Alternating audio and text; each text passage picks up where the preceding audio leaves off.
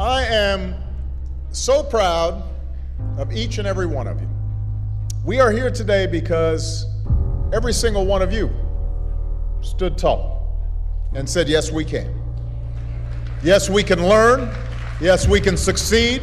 You decided you would not be defined by where you come from, but by where you want to go, by what you want to achieve, by the dreams you hope to fulfill.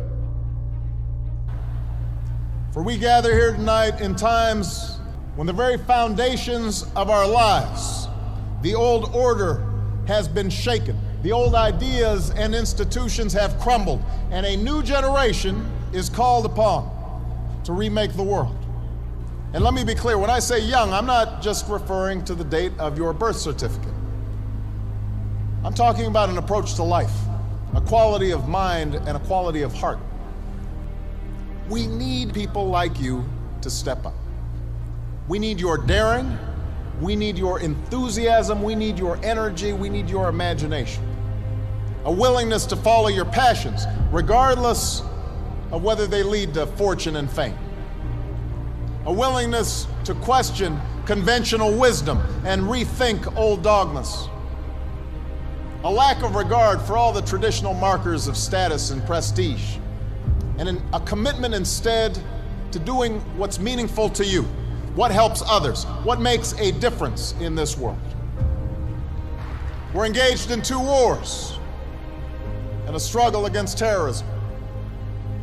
The threats of climate change, nuclear proliferation, and pandemic defy national boundaries and easy solutions.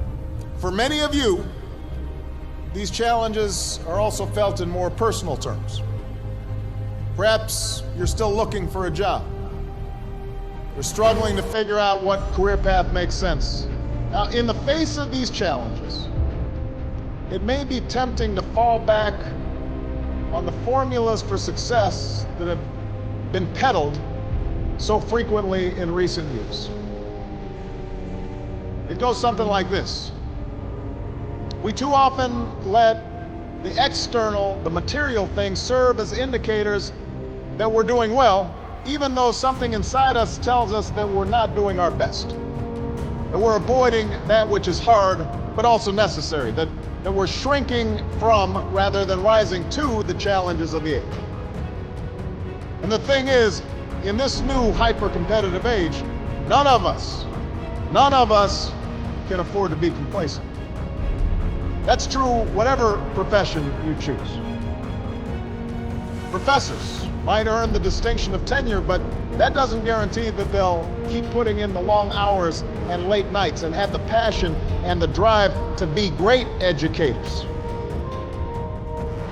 The same principle is true in your personal life. Being a parent is not just a matter of paying the bills, doing the bare minimum. It's not just bringing a child into the world that matters, but the acts of love and sacrifice it takes to raise and educate that child and give them opportunity. I'm standing here as president because of the education that I received. I know it's not always easy to do well in school. I know a lot of you have challenges in your lives right now. I get it. I know what it's like. My father left my family when I was 2 years old. And I was raised by a single mom who had to work, who struggled at times to pay the bills and wasn't always able to give us the things that other kids had. There were times when I missed having a father in my life. There were times when I was lonely and I felt like I didn't fit in. So I wasn't always as focused as I should have been on school. And I did some things that I'm not proud of, and I got in more trouble than I should have. And my life could have easily taken a turn for the worst. But my mother, my grandparents, they pushed me to excel. But I was lucky.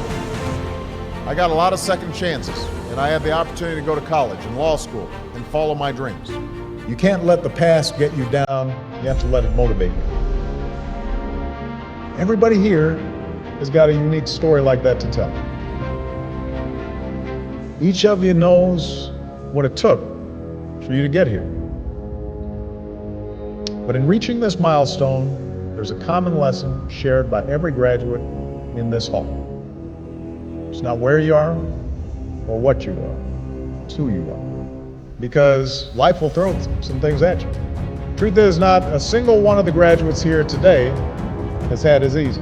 Not a single one of you had anything handed to you on a silver platter. You had to work for it. You had to earn it. Most of all, you had to believe in yourselves. Yes, you've always been underdogs. Nobody's handed you a thing. But that also means that whatever you accomplish in your life, you will have earned it. Whatever rewards and joys you reap, you'll appreciate them that much more because they will have come through your own sweat and tears. Products of your own effort and your own talents. You've shown more grit and determination in your childhoods than a lot of adults ever will. That's who you are. We need everyone to broaden their ideas about what is possible. We need parents, politicians, and the media to see how success is possible, how success is happening every day. So that's why I came here today. Because if success can happen here, you have everything you need to get started. You've got no excuses. You have no excuses not to change the world. Did you study business? Go start a company. Or why not help a struggling non-for-profit find better, more effective ways to serve folks in need? You study nursing? Go. Understaffed clinics and hospitals across this country are desperate for your help. You study education? Teach in a high-need school where the kids really need you.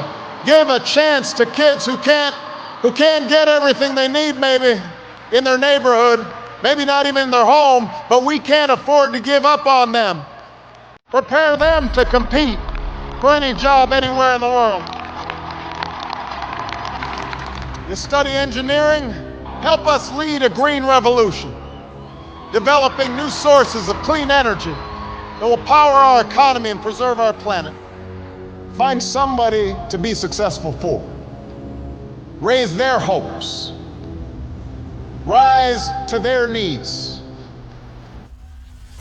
That's what's made a difference in our lives, and it's going to make an even greater difference in your lives. Not just for your own success, because we live in a new world now. The hard road does not end here. Your journey has just begun. It won't protect you against every setback or challenge or mistake. You'll make some, I promise. You're going to have to keep working hard. You're going to have to keep pushing yourselves. And you'll find yourself sometime in situations where folks have had an easier time. They're a little bit ahead of you. You're going to have to work harder than they. And you may be frustrated by that. You may have setbacks and you may have failures, but you're not done. You're not even getting started. And if you ever forget that, just look to history. Colonel Sanders didn't open up his first Kentucky Fried Chicken until he was in his 60s. Winston Churchill was dismissed as little more than a has-been who enjoyed scotch a little bit too much before he took over as prime minister and saw Great Britain through its finest hour. When you read a great story or you learn about an important moment in history, it helps you imagine what it would be like to walk in somebody else's shoes, to know their struggles. Each of them, at one point in their life, didn't have any title or much status to speak of, but they had passion, a commitment to following that passion wherever it would lead, and to working hard every step along the way. But if you do push yourselves, if you build on what you've already accomplished here, then I couldn't be more confident about your futures. I'm hopeful and I'm excited about what all of you can achieve. And I know that armed with the skills and experience and love that you've gained, you're ready to make your mark on the world. So thank you. Thanks for inspiring me. I know starting your careers in troubled times is a challenge, but it is also a privilege. Because it's moments like these that force us to try harder and dig deeper and to discover gifts we never knew we had, to find the greatness that lies within each of us. So don't ever shy away from that endeavor. I can promise that you will be the better for that continued effort. Congratulations. God bless you.